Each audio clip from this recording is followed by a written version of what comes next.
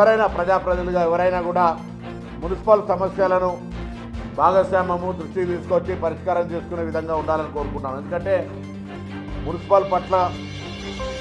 మున్సిపల్లో ఉన్నటువంటి సమస్యల్ని ఎప్పుడు నిరంతరం ఫాలో చేయాల్సి వస్తుంది. కాబట్టి వాటికి సంబంధించి ఒక మెకానిజం ఉండాలి.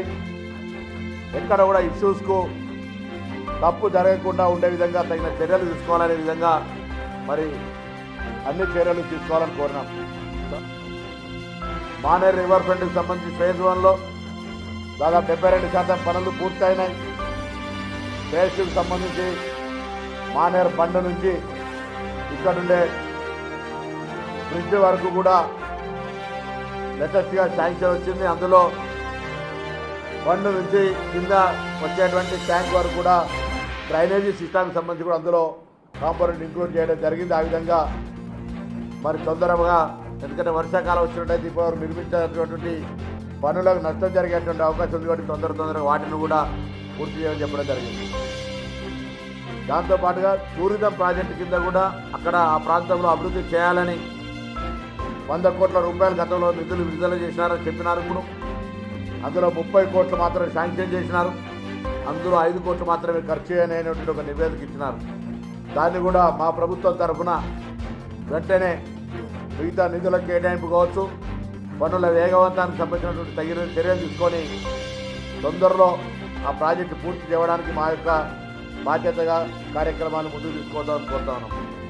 స్మార్ట్ సిటీకి సంబంధించి కావచ్చు, ఉదాహరణకు ఇందిరా చౌక్ ఉంటే దానికి 1,30,00,000 రూపాయల బిల్లు అధికారికంగా పెట్టినప్పటికీ ఎటువంటి అనుమతులు లేకుండా వాళ్ళు అధికారులు చెప్పినటువంటి సమాచారం మేరకు 50 లక్షల రూపాయలు అదనంగా ఖర్చు చేసినారన్నారు. అన్నిటికీ ఎటువంటి అనుమతులు కానీ, ఉదాహరణకు అప్పటి ఆర్ఎన్బి గెస్ట్ హౌస్ లాగా వాటన్నిటికి సంబంధించిన విషయం లోపల ఎక్కడ తదుపరి మంజూరులు ఉండవని, ఎక్కడైతే అధికారికంగా అనుమతులు తీసుకొని నిర్మించబడ్డాయో వాటన్నిటి పట్ల కూడా నాణ్యత ప్రమాణాలకు సంబంధించి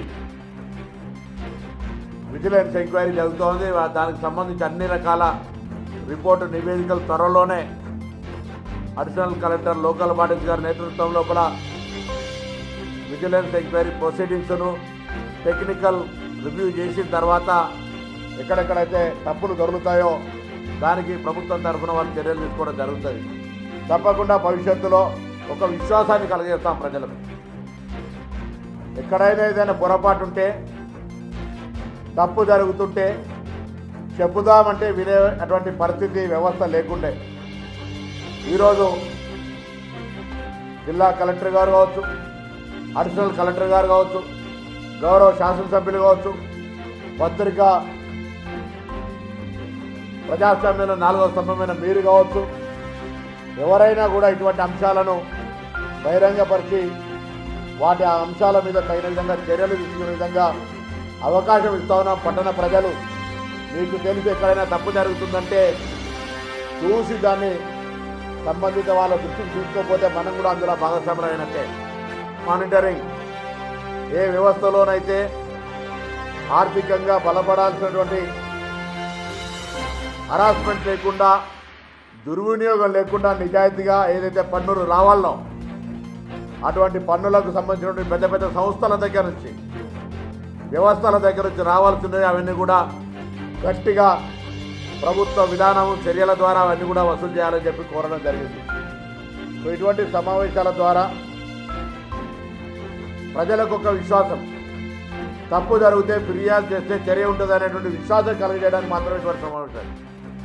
తర్వాత సిబ్బంది పరంగా కూడా ఎస్టాబ్లిష్మెంట్ సెక్షన్ నుంచి నివేదిక ప్రకారంగా చాలా కాలంగా పనిచేస్తున్న వాళ్ళందరినీ కూడా ప్రభుత్వం దృష్టికి తీసుకెళ్తాం. ఏ ఉద్యోగ నియమ నిబంధనలేవో దానికి అనుగుణంగా వాళ్ళకు సంబంధించిన ఇంటర్నల్ ప్రభుత్వం ఏదైతే మెరిట్ ఆప్షన్ అవన్నీ రకరకాలుగా ఎవరిని వేధించాలని కాదు, భవిష్యత్తులో ఉద్యోగాలకు సంబంధించినటువంటి మార్పులు చేర్పులు ఇది ఒక వట్ నేచురల్ యాక్టివిటీ కాబట్టి ఇక్కడ కూడా దీర్ఘకాలికంగా ఉంది. కొందరు తెలుగులో పోవడమో, కొందరు తప్పు చేసిన వాళ్ళు ముఖం చూపెట్టలేకపోవడమో, కొన్ని జరుగుతున్నటువంటి వాళ్ళందరూ కూడా మార్పు కోరుకునేటువంటి వ్యవస్థ లోపల సంబంధిత శాఖ అధికారులు కానీ, జిల్లా యంత్రాంగం కానీ ప్రభుత్వ పక్షాన అటువంటి కూడా తగిన చర్యలు తీసుకుంటామనేటువంటి మనవి సందర్భంగా తెలియజేస్తూ మిమ్మల్ని అందరూ కూడా కోరుతా ఉన్నాం, దయచేసి ఏదైనా చర్యలు ఉంటే తప్పకుండా వాటిని ప్రజాస్వామిక వేదిక అయినటువంటి ప్రభుత్వం దృష్టికి తీసుకురండి, పరిష్కరించేటువంటి విధంగా ప్రయత్నం చేస్తామనే మాట మనం చేస్తూ అందరికీ నమస్కారం.